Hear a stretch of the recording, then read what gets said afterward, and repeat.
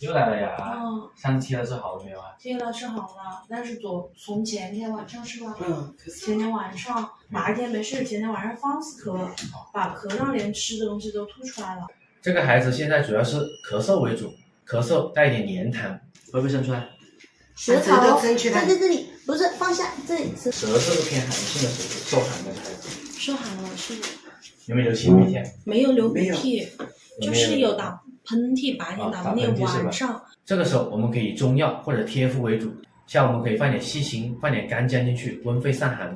那为什么晚上咳得好厉害啊？晚上睡觉放肆咳，睡着了都咳。口间有风受寒了呗。又受寒了。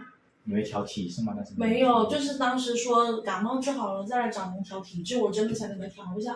他吃饭也吃不香。不要以为咳嗽好了就万事大吉，脾胃调理好才是根本。如果脾胃虚弱的小朋友，像出汗比较多、经常感冒咳嗽的孩子，一定要调理好脾胃。